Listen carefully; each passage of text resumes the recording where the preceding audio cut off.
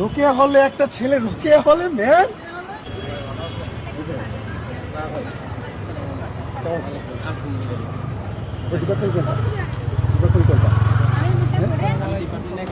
কোনটি কোন সেশন 21-22 কোন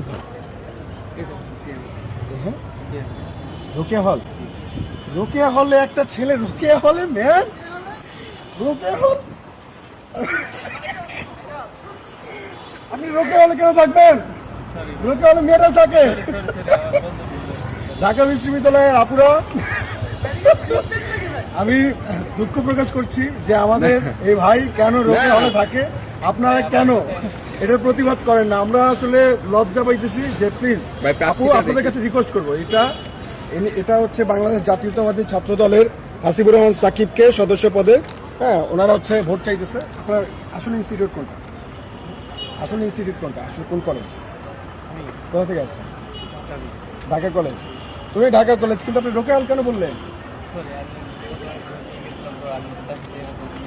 রোকেয়া হল তো মেয়েদের হল, রোকেয়া হলে থাকা যায় না, যাবে না,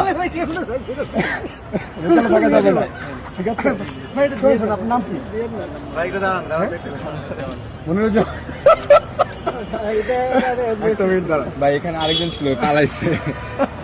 ওই যে চলেন ঠিক আছে কথা শোনেন,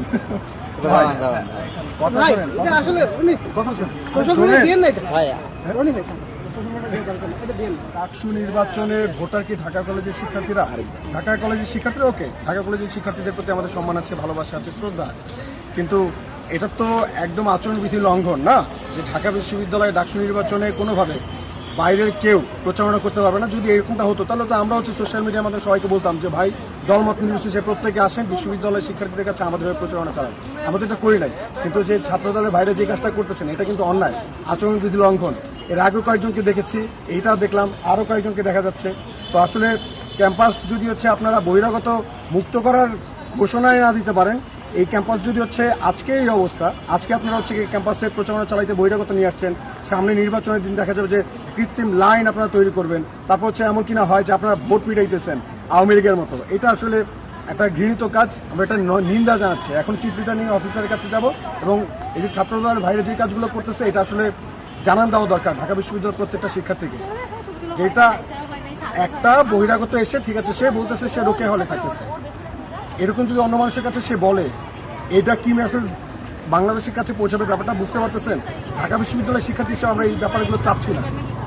এটা আমাদের বোনেদেরকে অসম্মান করা হয় যে আপনারা যারা ছাত্রদলের ভাইরা আছেন এই ব্যাপারটা একটু সতর্ক